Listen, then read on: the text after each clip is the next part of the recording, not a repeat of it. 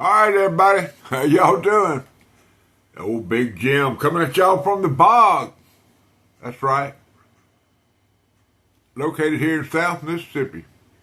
Just 28 wonderful miles from the Gulf of America. And this is a Milo and Max production. Happy Sunday, everybody. It's a beautiful day. It's hot. It's hotter than the front steps to Hades. I can promise you that right now out there. Humidity about 85 or 86%. Heat index in the low hundreds, 105, we'll say. That's okay. Ain't no problem for a high stepper. Well, if you looked at the title, I don't even think I'm gonna put no clickbait in there. I'm just gonna put Fundy Sunday. I love to have a good time, man. You know what I'm saying? I cut up, I carry on, and some people sometimes don't even know how to take me, and that's okay. I'm just an old soul with a happy heart. Glad to be here, and I hope y'all enjoy the show. And let's see. First thing on my little list, y'all know I keep a list standing right over there, and I try to stay to it. But the first thing it says is administrative duties. So we're gonna start with the Hunting for Hookers auction. Okay. Now I am constantly updating the description of each and every one of these videos. Down there you will find everything you need to know about the Hunting for Hooker auctions, the results from the first auction. I think it was just a little short of $3K is what was raised, and it's going to be sent to Brother Cornbread and Miss Yvonne. Now, I've kind of hesitated from telling y'all about this, but I am a cancer survivor. I had colorectal cancer. They took out most of my intestines. The doctor said I was short of now, I wasn't very far away from having to wear a bag for the rest of my life, but he blessed me and didn't go that far. And but here's what I want to share this with y'all so y'all will understand. After I had my surgery, I went through 2.5 years of chemotherapy. I did it every week for 8 weeks, and then I took 8 weeks off. And then I did it 8 weeks, and I took 8 weeks off. The closest place I could get it done was Hattiesburg. Now that's not far.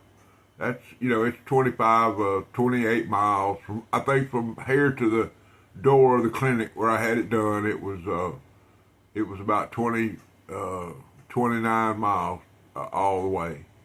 And the only reason I know that is because I tried to claim all that on my what little insurance I had at the time, and that didn't work. But the money that was raised during that first auction, guys, is not even going to pay for the gas for the first 6 months of Cornbread's auctions.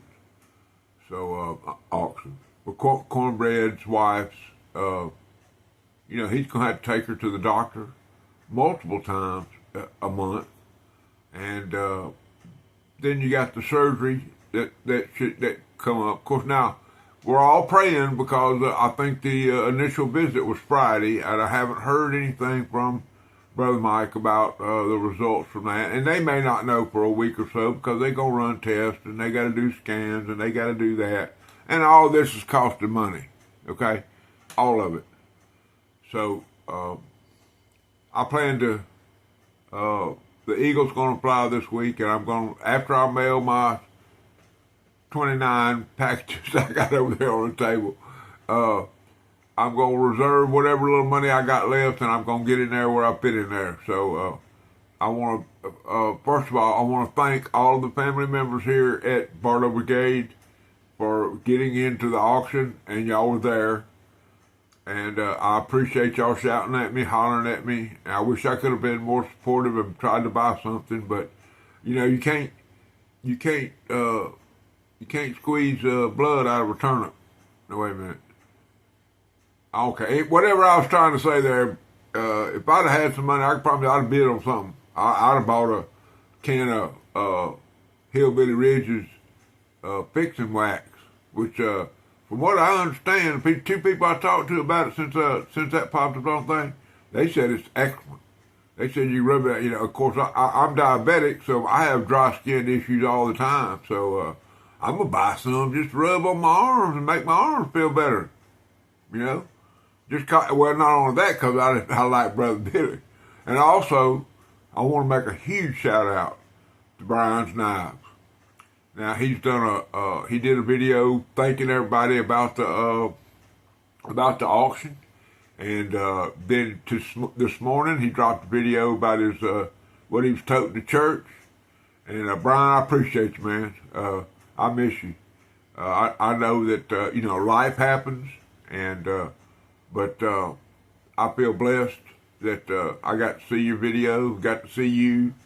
You know, back in the day, you did a hashtag something about show me your Rough Riders, and I tried to do that. Of course, back then I didn't. Well, I'm not sure I know what I'm doing now, but anyway, I did a video, tried to show some Rough Riders I had, and of course now I can amplify that quite a bit now. Even though I ain't got most of them, I had to sell off to. I just sold a bunch of knives, guys. The Rough Rider collection is low. Now, I got them. Don't get me wrong. Now, I got some Rough Riders. Ain't none of my Barlows went nowhere. So, but anyway, all that and a piece of bread, still half a sandwich. Okay, the other night, and the reason I'm going to bring this up, but the other night during the auction, somebody hollered at me and was familiar with the name, but what didn't really click right then. And then this morning I get up, check my email. Praise the Lord, man. There was a message in there from a gentleman. I don't have a sticker. Hopefully that'll change pretty quick. And I think it will, because he sent me a tracking number. Said he had a little something, something. Now, I don't know if I need to start hashtagging that something, something or not. But, Drew, I appreciate you, man. You know, I've been watching your videos since the beginning. I mean, you know, I think you're like right at 100 subscribers, and probably got 30 or 40 videos, and I pretty much watched them all. But I did a little binge watch this morning, watched 6, 8, 10 of them, and the first one you dropped was about a Barlow that's pretty special to me, and that's the Russell Barlow, which I have, but it is the one knife that has caused me to have more questions than any knife I own. And I'm going to share that with you because when I rewatched your video, it answered a lot of questions to me. And anybody that's knowledgeable in Barlows, especially Barlows of this age, is a treasure in my book. Okay, so here, this is the knife. Make sure I can get it in there where y'all can see what it is. It's a Russell Barlow. Okay, but like I say, this thing has so many questions. First of all, you see where it has, right up here it has a pin that's been filled in, and right here it has a pin that's been filled in. Okay, and you go to the other side, and it's got a pin that's filled in. Not very good, but it's been filled. It looked like it was some kind of clear, maybe epoxy of some type. Okay, now according to Drew, the pin on this one is in the right position in the center for it to be the older Barlow. But all the pins are proud. Okay, I don't know if I can get that in there, but okay, you can see it on that one. See how proud that pin is right there? Okay, and it's the same way on this other side. It's proud. Okay, all the pins on the scales are proud, and I've never seen one in this color. Now this is bone. It's for sure bone. The back spring is weird. It's got right up there at the top, it looks like it's been worked or something. When I got it, it was bent pretty bad, that back spring. And it kind of protrudes out a little bit. Okay? All these are signs that this knife has been totally taken apart before. But here's the kicker. And I'm just gonna put it on y'all the way I see it. Now I don't know if this is right or not. The walk and talk is not very good. It's it's real spongy until you get it open. Now it locks good. But here's the question mark. Look at the nail neck. Okay, it's got a full length nail neck, and then that blade has been worked on pretty heavy. Somebody, either with a file or a grinder, but they knew what they were doing because they put it's a pretty sexy swedge in there. Okay, on both sides, but like I say, the nail neck's got me really confused. And then here's the punch. Now y'all probably not gonna be able to see this, but the tank stamp is basically gone. Okay, and it should just say Russell across there. But what I can see of it, it looks like something Master, and then underneath that is USA. So us old guys know this is probably a Cutmaster clip blade that has been cut down. I don't know if I can get that. The USA in there, but that USA is right after, you can just barely see it, and then right above it, it says, all I can see is ASTER. Okay, and you may not even see the AS, but anyway, it's there. So what I think is that somebody had a Russell Barlow. They never had this is pretty sure most of these Barlows were a spear point, the ones from this era. And so I date this with the center pin and the stripe, the one thread on the bolster, and then the R with the era. Well, the R with the arrow going through it. I date this between early 1700s and 1850. Now I haven't done that much research on it because after I looked at this blade, I was pretty sure that it wasn't. It's not well. It's an original Russell Barlow. It's just not in the original condition. And I would love to have one. Now, this was gifted to me by Brother Rex. Now, it's got a little bit of that, it's still got a little bit of that snap in there, even with the wrong blade in there. So, I'm blessed to have that knife. It's been in my folder with the rest of my high-end Barlows, and it will continue to be in there. It's not going anywhere. Anyway, that's a long way to get to welcome Brother Drew to the Barlow Brigade. Thank you, brother. I know that when the package gets here, that I will certainly reach out to you with the proper swag and maybe a little something. Never know. Anyway, let's see. I'm all over my notes over here. I ain't got a clue where I'm at. Got that. We got that. Oh well, I didn't mention the ramrod on the auction. Okay. Of course, we got this sticker here. Got this guy walking around with a cross and a backpack full of pocket knives. But the chief cook and bottle washer and the CEO, COO is Miss Donna. Okay? That's Dwayne's best half. Okay? And I'm just throwing that out there at y'all. Okay? Because that's how I roll. Anyway, hey, Miss Donna, you know I love you, baby. All right. And look here. As that cross of Dwayne blesses everybody. This is my blonde, my studio version. And I got both of those stickers stacked with that cross on it. It sits there 24/7. I'm hoping that blesses Miss Yvonne, okay? And I've been putting hashtag Yvonne up. What that means is Yvonne up. Let's point up, okay? Point up and pray. Y'all drop a prayer for Miss Yvonne and Brother Cornbread and that family over there in South Carolina. All right, let's see where we at on the notes over here.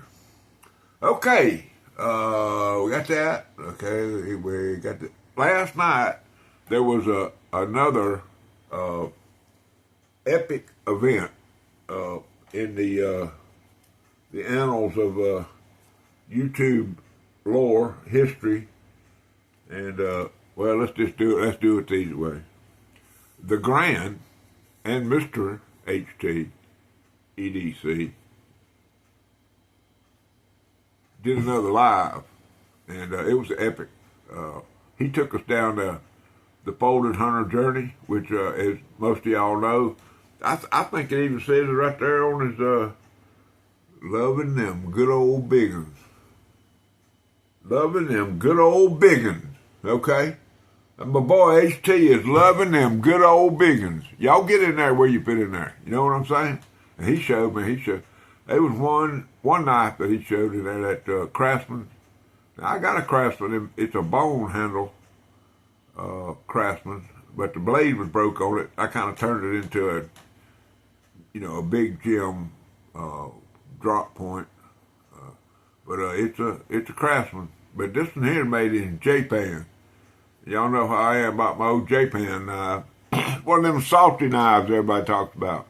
You know, Japan and China, they're like neighbors. They're like friends. But if you get one from Japan, it's authentic and it's vintage and it's better than some other knife.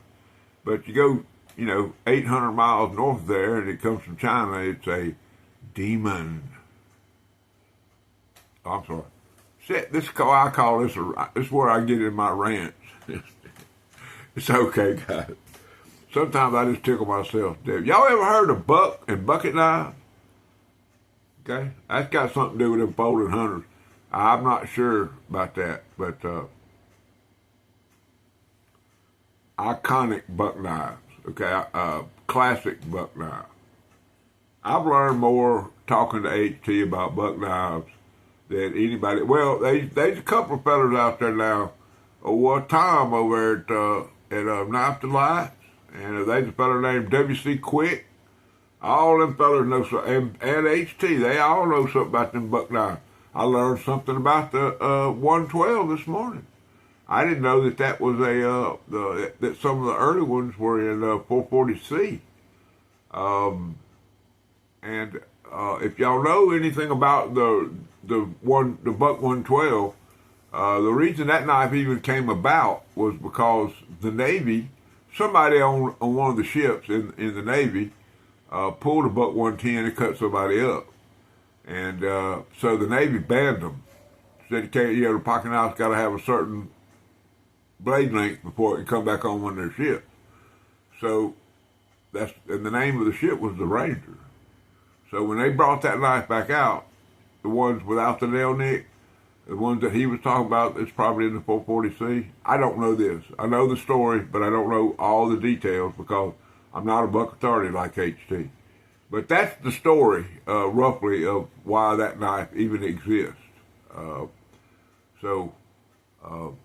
Y'all, the reason it's called a Ranger is because the ship where the guy got cut up on was the USS Ranger. Just saying. Okay, pocket. Y'all want to do a little pocket dump? I did. Every morning I get up, and the first hour or so of my day is consumed with doing a pocket dump video. HT, what you toting? Yeah, what can I say? I have been inspired by this gentleman, 24/7 basically. So one of his hashtags is what ya tote, not cha, and I put it up on YouTube. Try to every morning. Now I missed, like yesterday. I didn't do a video yesterday because I was lazy. Nah, probably not. Probably busy. I don't know. might have took me a nap, and when I woke up, just had an attitude, didn't want to do no video. Anyway, it don't matter. Y'all feel me? All right, what you toting? Well, to go through the what you toting, I got to go through another little section of the ghetto, and which I've been to do, because I'm that guy. I'm not the guy, but I am a guy, and I know how to get in there where I fit in there. There's a gentleman in Illinois. Y'all might have heard of him. His name is Gordon Holman, or the G-Man. Okay? So, Gordon G-Man Holman. This dude is a leathersmith. He's a bladesmith. He's a carpenter, retired union carpenter for all his life, ever since he got out of the military. But last night, we're sitting there talking, and in one of his lives, and he said, well, I used to make fishing lures, and I'm going, okay, well, I heard about that. He used to make a few crankbaits, this and that and other. Next thing I know, he done broke out his lead pot, got his molds out, and he starts casting these stand-up jigs, which probably catches more fish than bass than people ever want to admit to it, because when you get to the dock, you're not going to tell them what you caught it on. You're going to tell them you caught it, what'd you catch it on? Well, a hook. How deep was it? About that far off the bottom. Ain't nobody, fishermen don't tell what they did, where they got it, and how long it takes, and all that. But anyway, I got a box yesterday from Mr. G-Man, Gordon Holman, and he told me he's gonna send me something, and I kind of tracked it on in here, followed it on down the road. So I get the box yesterday, open it up. First thing I pull out of there is this right here. This is a Sodbuster Jr., and it is a roper, okay? In the Lord's color, yellow, stainless steel, lock back, made by the, I want to say American Buffalo Knife and Tool, which is a veteran-owned company. The most easiest place to get these, you can get them off the internet, get them off the interweb, go wherever you want to find them. But the best place to get them is at Tractor Supply. Okay, but the main thing about these knives is they are veteran-owned, veteran-run. Okay, roper. Don't forget that, roper. All right. Next little thing in that box, just as sweet as a brand new, as a warm glass of tea. I hate to bring up HT again, but there it is. The old Canoe Crew. In red bone. Y'all see that? Look at that shield right there. Wait. I'm going to find it. Y'all hold on. There it is. I got to look at the camera, trying not to look away like that. Still ain't got it. There it is. Okay. See that on there? Now that's a bonsai tree. And if anybody knows anything about pocket knives, there's a company in Germany they call Tree Brand. Okay, well this is their second line. And it's the Bonsai Knife Company, put out by Boker. These are salty, but just beautiful pocket knife. Very well made. I have it in green. I have the green bonsai. It's an advertising knife. But y'all look at there. 3 5/8 inches long. Got your spear point blade and your pin blade. Classic canoe. I never got any fingerprints on it. Look at that. Boy, I think it's beautiful. Now, I don't know what first of all, let me close that pin blade. They think to cut you. You ever been cut by a pocket knife? Well, I am. I got one healing up right there on my finger. If I can find it. Well, it's healing up pretty good. It's that knife that old John Adams sent me. Cut me everywhere but loose. Anyway, but there's your tank stamp. It says bonsai. And I'm pretty sure on this side it says, well, I don't know what it says, but I can tell you what, this is a nice pocket knife. Beautiful pocket knife. Okay. And then there was hey, one more thing in there. And this is where we're gonna transfer into a whole nother discussion here on the Sunday Fundy. And it's this bad boy right here. And I have to tell y'all, I am certainly a Kershawholic. I have a disease. It's bad. It's bad. I got two coming in the mail. I've got 5 or 6 in my watch list on eBay. So, y'all watch this. Y'all ready? Now this one here, this one ain't been coon fingered, ain't been messed with, ain't done nothing to it. But this is a 1556, a Hinder design, Cairo 2. But this one is 1556 Ti, titanium coated. See, I haven't messed with this one at all. But it's basically brand new.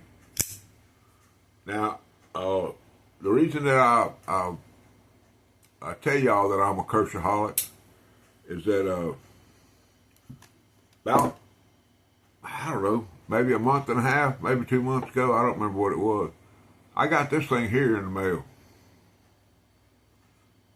Brand new in the box. Now you're gonna see real quick on this one. See that the frame lock, see that button that holds the frame lock solid and the clip right above it? Well, on this one right here, there ain't no clip. You know why? Old Big Jim done moved it to the other side. And you know why he did that? So when you clip it in your pocket, the blade is against the hem of my pants. That way there's no way it can come open. Make any sense to y'all? Okay. Or it won't come open where when I got my hand down in there and I accidentally hit the little flipper, it'll cut me coming back out. That's just FYI information for the masses. Now this is one I got from Ted Hart, and I have coon fingered it. You can tell because I changed the clip on it and all that. But here's what we're gonna do, man. Just cause I love you, Brother Ted. Look at here. All right, now, old Ted likes it when I do them curlicues, and I'm gonna try to keep old Ted happy. You know why? He's a Kershawholic too. Let me tell y'all a story. Yesterday he did a video, did a little pocket dump, and he put me in the title, my little Barlow Brigade thing. And so I'm sitting there watching it and carrying on, and he had a little something I sent him and had it in there and this and that. Went over a cigarette lighter that he bought when he was younger and all that. At the end of it, he started trying to figure out how to say, well, he made a comment about having, he said, I can't remember. Old Big Jim says I got this, and he says I got that, and he carries on a little bit. And then, so at the end of the thing, I did a comment, and I went in there, and I told him, I said, Brother Ted, we suffer from Kershawholicism, okay, Kershawholicism. I said, and also we have rositosis. Now, there are support groups that are being formed for Kershawholics. We're going to have to go, we're trying to fund those. But so far, the new disease that they found out is called rositosis. There's no cure. And it's spreading like wildfire all over. Mario at MIPD 1980. He's got it.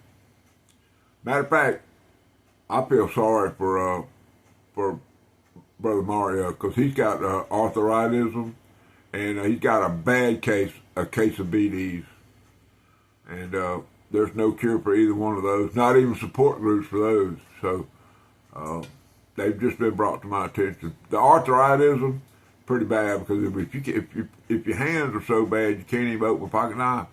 Yeah, especially them arthritis knives because they got some pretty serious springs on them.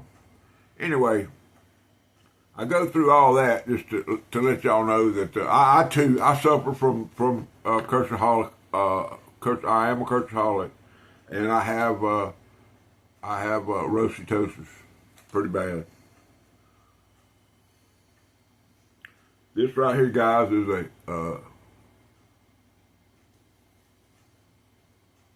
man. I just had a brain. You know, y'all ever have one of them brain things? It's not a Beaver Creek. Anyway, it's a blue one in Bora Bora Blue, Rosecrans Blades.